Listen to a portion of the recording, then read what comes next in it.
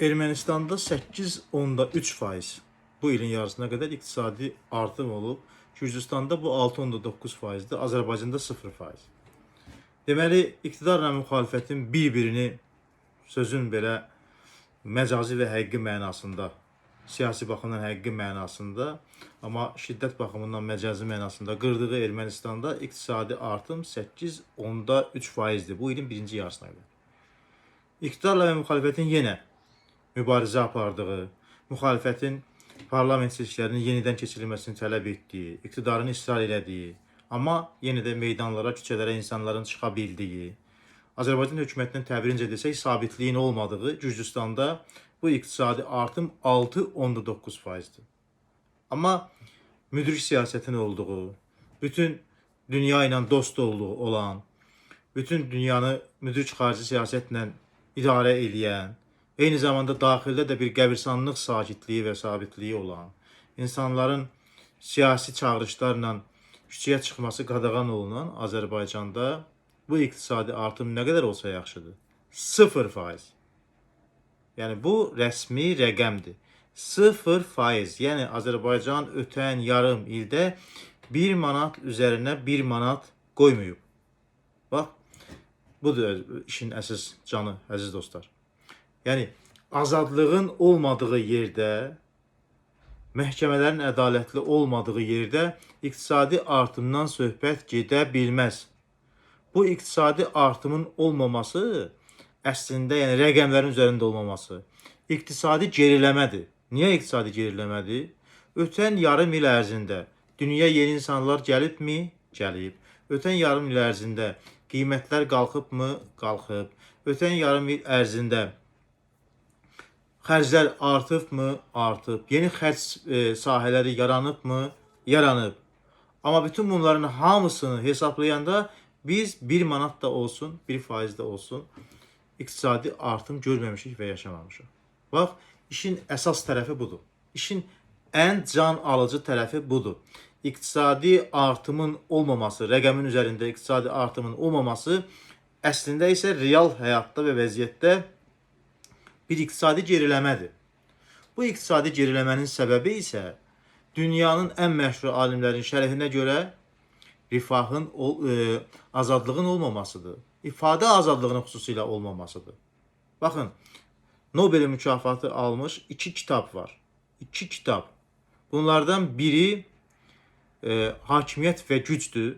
Daron Acemoğlu'nun kitabıdır. İkincisi isə Hindistanlı bir müəllifin yazdığı Çətin vaxtlarda yaxşı iqtisadiyyat kitabıdır. O çətin vaxtlarda yaxşı iqtisadiyyat kitabı da, həmin o Hakimiyyət və Güc kitabı da, Texnologiya və Hakimiyyət kitabı da açıq şəkildə göstərir ki, birmənalı şəkildə göstərir ki, ifadə azadlığının olmadığı yerlərdə, Millətlər çökür, necə çökür kitabında da var bu Acemoğlu'nun, ki, ifadə azadlığının olmadığı yerdə, ədalətli məhkəmənin olmadığı yerdə iqtisadi artımdan və rifahdan söhbət gedə bilməz. Bu sadəcə olaraq imtiyazlı və güclü bir qrupun imtiyazsız və gücsüz başqa bir qrupu qəsb eləməsi deməkdir.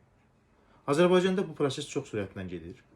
Və bunun açığı fəlakət dalğası təkcə indi qəsb olunanlara qarşı olmayacaq. Birazdan qəsb edənlərə qarşı da olacaq. Çünki bu proses dairəvi prosesdir. Bu azalma prosesi təkcə xalqı vurmayacaq. Bu iqtisadiyyatın qarşısına böyük kötüklər atanları da vuracaq. Bizi təbii ki o hissəsi çox narahat eləmir. Niyə? Çünki bizi daha çox xalqın rifahı narahat edir. Bizi xalqın iqtisadi vəziyyəti, sosial vəziyyəti narahat edir. Bu məsələlərə də biz azadlığın tərkib hissəsi kimi baxmalıyıq. Uzun illər iqtisadi artım deyib, sabitlik deyib, sakitlik deyib xalqın başının altına yastıq qoyublar və bu gün məlum olur ki, sabitliyin yerini susqunluq alıb, bu əslində sabitlik deyil, susqunluqdur. Və bu gün məlum olub ki, o iqtisadi artım nəyə bərabərdir? Sıfıra bərabərdir. Bunun hamısı ölkənin içində və xaricdə qoyulan uğursuz yatırımların nəticəsidir. Düzgün iqtisadi ekspertizanın olmamasının nəticəsidir və düzgün idarəetmənin olmamasının nəticəsidir. Mən təklif edərdim ki, cəmiyyət üçün daha bir pəncərə açmaq lazımdır. cəmiyyəti yumşaltmaq lazımdır. Radikalizmi azaltmaq lazımdır. Hökumət siyasi radikalizmi azaltmalıdır. Alternativ söz deyənlərə, fikir deyənlərə şərait yaratmalıdır. Baxın, Ermənistanda seçki keçirildi. İqtidar, müxalifət, parlamentə fraksiyalarla daxil oldu. Azərbaycanda nə baş verdi? Hüquq müdafiəçisinə 8 il verdilər. AXCP sədri Əli Kərimlinin həbs qəti imkan tədbirini daha 5 ay artırdılar. Jurnalist Əfqan Sadıqovu həbs elədilər. Bu şəraitdə, bu şəkildə ölkə təbii ki, iflasa doğru gedəcək. Bu şəkildə ölkəni idarə etmək çətin olacaq. Siz ola bilsin ki, bütün ipləri, rıçaqları əlinizdə saxlayacaqsınız. Amma o rıçaqlara heç nə bağlı qalmayacaq artıq. O rıçaqlar heç nəyə yaramayacaq. O rıçaqlar sizə hakimiyyətdə saxlamağa kömək eləməyəcək. Çünki altı boş olacaq. Altı boş olacaq. Rıçaq, həqiqi rıçaq siyasi hakimiyyət üçün xalqın rifahıdır. Siyasi hakimiyyət üçün həqiqi rifah sosial, iqtisadi vəziyyət, azadlıqlara olan təminatdır, sabaha olan təminatdır. Həm iqtisadi mənada, həm siyasi mənada. Bunu mütləq və mütləq təşkil etmək lazımdır. Mən yenə təklif edirəm ki, cəmiyyətdə ən ciddi bu dəqiqə problemlərdən biri olan, bu iqtisadi problemlərində kökü olan, siyasi problemlərində kökü olan, qarşılıqlı şəkildə, bu daha çox iqtidara aiddir, dəfələrlə çox iqtidara aiddir, həm ritorikanı, həm siyasi münasibətləri yumuşaltmaq, cəmiyyət üçün yeni qapılar açmaq lazımdır. İqtisadiyyat hazırda ürkək bir vəziyyətdədir. Çünki ölkəyə investisiya lazımdır. İnvestisiyanın olması üçün normal məhkəmə mühiti lazımdır. İfadə azadlığı mühiti lazımdır. Beynəlxalq investorların bura marağı olması üçün burada ədalətli məhkəmə olmalıdır.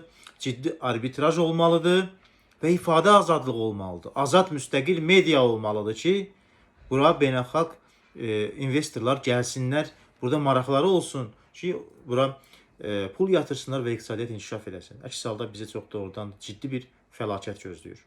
Nə qədər ki, gec deyil, hələ ki imkan var, ölkəni nə dünyada hansısa qütblərə qoşmaq lazım deyil, nə ölkənin içində ciddi qütbləşmə aparmaq lazım deyil.